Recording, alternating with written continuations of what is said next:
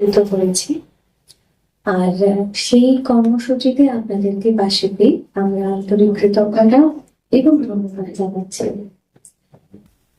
বিগত 5 বছরে অর্থাৎ 2021 আমার রাজনৈতিকভাবে যাত্রা শুরু হয় সর্বভারতীয় তৃণমূল কংগ্রেস দলের একজন প্রার্থী হয়ে। রাজারহাট গোপালপুর 117 রাজারহাট গোপালপুর বিধানসভা কেন্দ্র থেকে, যে বিধানসভা আমার নিজের বিধানসভা, যে বিধানসভার প্রত্যেকটা মানুষ, প্রত্যেকটা কোণা আমার নিজের।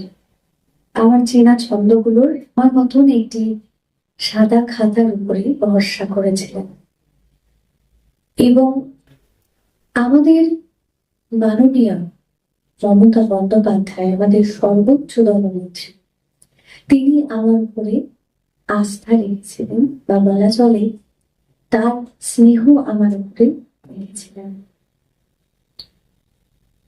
সেই 2021 সালে এই বিধানসভার সকলের ভালোবাসা, গুরুজনদের আশীর্বাদ, স্নেহ, মমতা, এই সবটুকু নিয়ে এবং সর্বোপরি আমার সর্বভারতীয় তৃণমূল কংগ্রেস দলের সর্বোচ্চ নেতৃত্বদের আশীর্বাদ নিয়ে 2021 সালে আমার নামের পাশে একটা শব্দ যুক্ত হলো। আমি হলাম 117 রাজারহাট গোপালপুরের বিধায়ক। সেই 2021 থেকে আজ 2026 কেটে গেছে অনেকটা সময়, 5টা বছর। এই 5টা বছর মানুষ আমাকে দায়িত্ব দিয়েছিলেন। আমি ক্ষমতায় বিশ্বাস করি না, তাই আমি কখনো বলি না যে আমাকে ক্ষমতা দিয়েছিলেন। আমি বিশ্বাস করি তারা ভরসা করে তারা আমার উপরে দায়িত্ব দিয়েছিলেন। এই 5টা বছরে অনেক কিছু আমাদের কাছে এসেছে, অনেক কিছু আমরা করার চেষ্টা করেছি। সম্পূর্ণ 100% কাজ আমরা করে উঠতে পারিনি, এটাও যেরকম সত্যি কথা। ঠিক যেমনটা ভাবে একটা বাড়ি সাজানো সম্পূর্ণ হয় না, আর এটা তো একটা এত বড় বিধানসভা। আমরা 5টা বছর প্রত্যেক দিন, প্রতিনিয়ত, প্রতিটা সময় আমি এবং আমার সহসাথীরা, মানে সমস্ত অঞ্চলের জনপ্রতিনিধিরা সহ আমার সহকর্মীরা, যারা এই দলের একনিষ্ঠ কর্মী, যারা ভালোবেসেছেন, তাদের প্রত্যেকের অক্লান্ত সহযোগিতায় এবং সর্বোপরি বিধানসভার মানুষদের সকলের সহযোগিতায় আমরা এই 5টা বছরে কি কি করতে পেরেছি, আমার মনে হয়েছে যে সেটা সকলের জানা দরকার। এটা আমার কর্তব্য যে তাদের সকলকে সেই কাজ জানাবো। তাই আজ আমরা প্রথমে সেই কাজগুলি একটি বই আকারে আমরা এই বিধানসভার প্রত্যেকটা নাগরিকের কাছে পৌঁছে দিতে চাই, এবং সেটাই আমাদের আজকের প্রথম কাজ। এবং দ্বিতীয়, যেহেতু 2026-এ আরো একবার সর্বভারতীয় তৃণমূল কংগ্রেসের দল এবং আমাদের সর্বোচ্চ নেতৃত্ব মাননীয় মমতা বন্দ্যোপাধ্যায় এবং অভিষেক বন্দ্যোপাধ্যায় সহ সর্বোচ্চ নেতৃত্বরা মনে করেছেন যে আরো একবার আমাকে এই বিধানসভা থেকে তাদের দলে প্রার্থী করে 2026-এ দেবেন।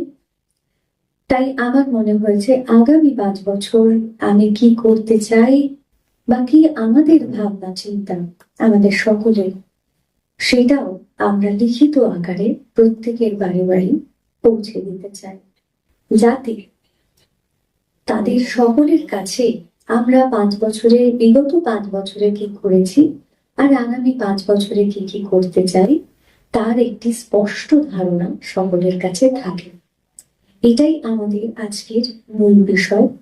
আমি ধন্যবাদ জানাই আরো একবার আমার এই বিধানসভার প্রত্যেকটা নাগরিককে এই কাজগুলো করতে, বাস্তবায়িত করতে প্রতিনিয়ত তারা যেভাবে সহযোগিতা করেছেন তা অতুলনীয়।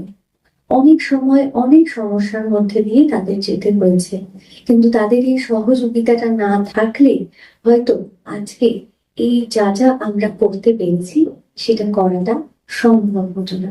এবং তাদের আশীর্বাদ ভালোবাসা নিয়ে আমরা এই কাজগুলোকে সফলভাবে করতে পেরেছি।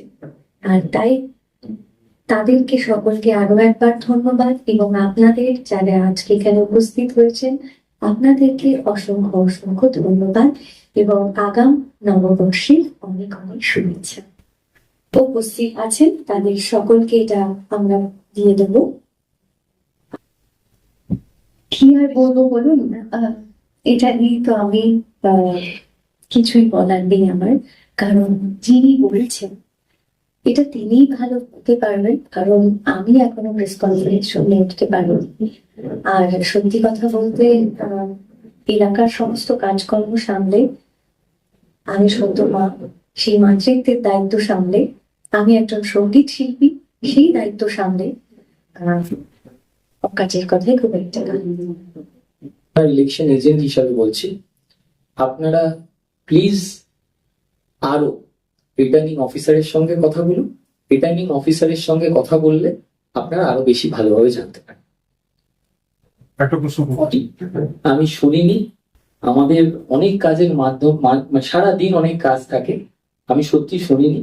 যদি কখনো শুনে মনে হয় যে আমার কোনো উত্তর দেওয়ার দরকার আছে, আমি সেটা নিয়ে তখন কথা বলে আবার সাংবাদিক সম্মেলন করবো। Thank you. হ্যাঁ, দেখুন, কাজ তো সবসময় আপনার কথা বলবে। আর আমরা যে কাজ করেছি মানুষের আশীর্বাদ, মানুষের ভালোবাসায় আমরা করেছি, এবং আমরা মানি এটা যে আমাদের মাননীয় মুখ্যমন্ত্রী মমতা বন্দ্যোপাধ্যায় যেভাবে আমাদের বাংলার সর্বস্তরের মানুষের জন্য কাজ করে চলেছেন প্রতিনিয়ত, তার অন্যথা কিছু হয় না। দেখতে থাকুন, সঙ্গে থাকুন বেঙ্গল নিউজ টিভি।